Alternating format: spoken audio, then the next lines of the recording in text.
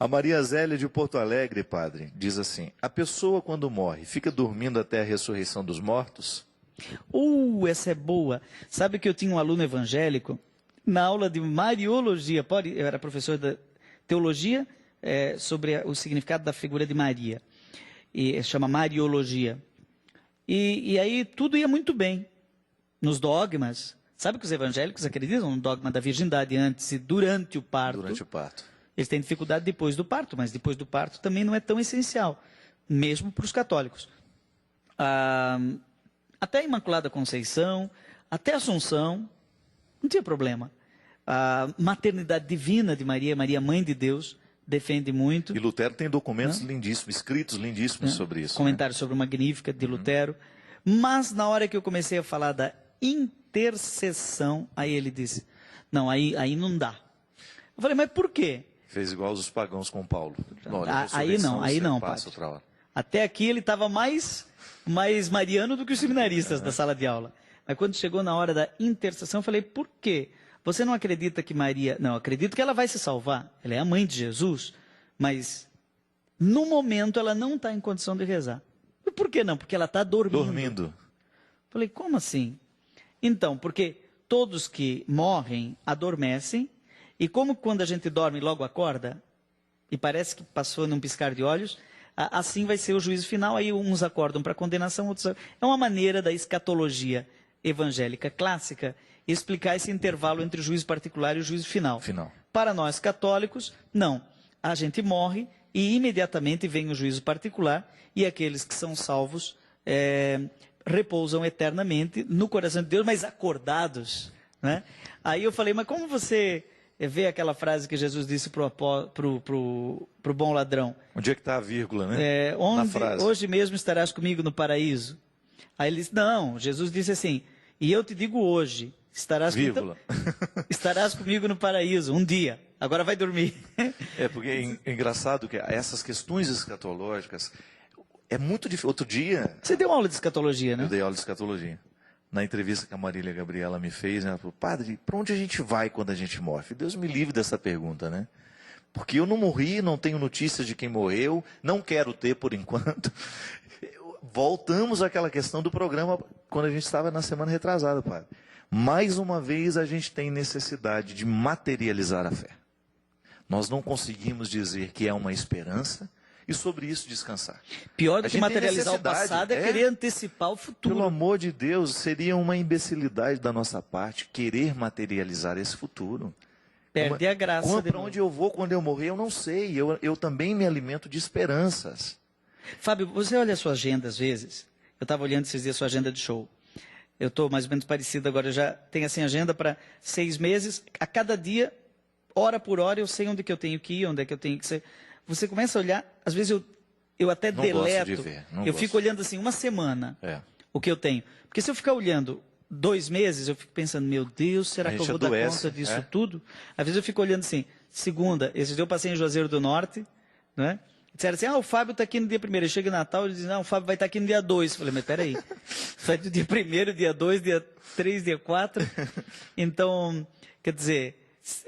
antecipar o futuro é aquilo que você disse, é uma idiotice, é uma imbecilidade, porque é perder a graça justamente desse advento permanente de Deus que vem chegando, que nos surpreende. Né? Eu não tenho nenhum receio de estar fazendo com isso um estrangulamento da escatologia final, né?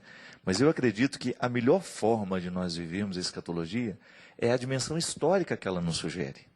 Então, eu vou morrer. Sobre isso, eu não sei muito o que dizer. Então, eu vivo o comprometimento com essa escatologia futura, como? Vivendo bem o meu dia de hoje. Eu quero ser feliz hoje, eu quero buscar fazer o bem no dia de hoje.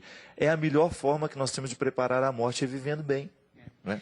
É isso que Jesus nos ensina. E isso é a esperança. Tem aquele livro do Jürgen Moltmann, que é inclusive um evangélico, Teologia da Esperança. Ele não entra nessas questões de tecnologia escatológica.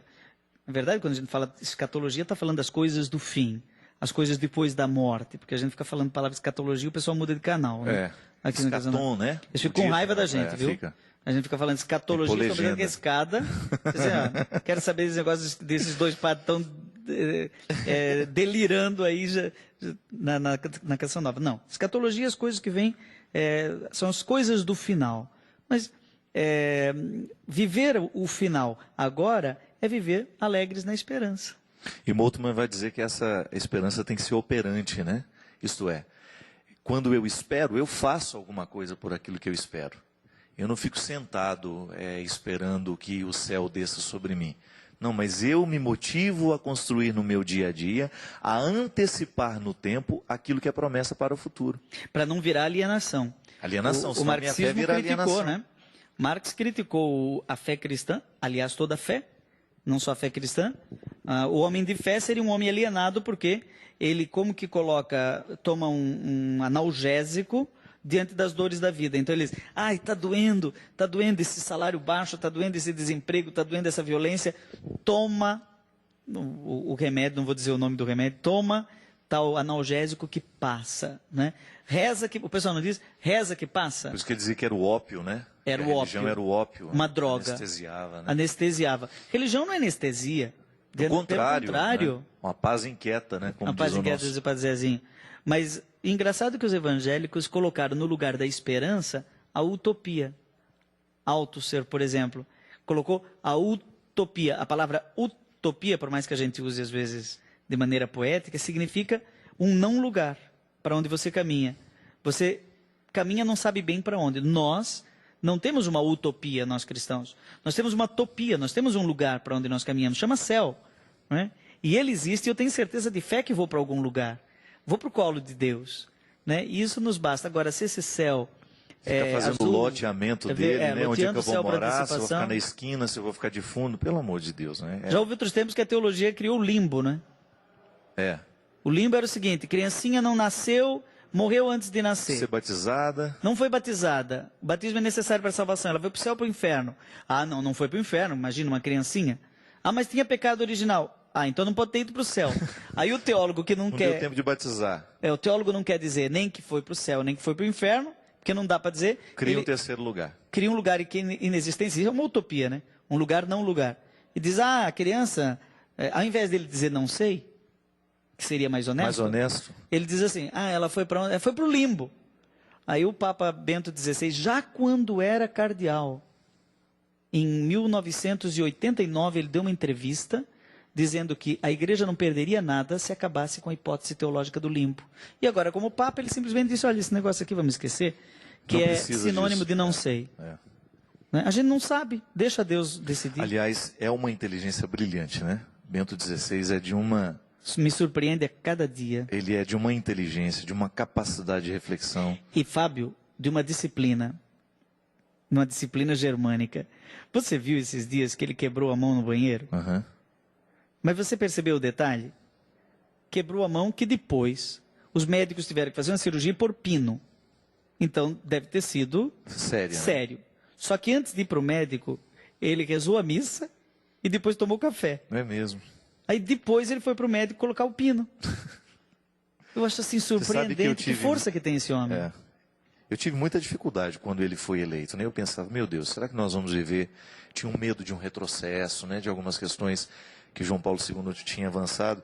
Mas eu vejo que ele tem conduzido com muita cautela, né? Muita cautela, muita... O Bento XVI é o terror dos extremos. Dos extremamente reacionários, revolucionários. E dos extremamente conservadores. É um homem equilibrado, né? É um homem equilibrado. Um equilíbrio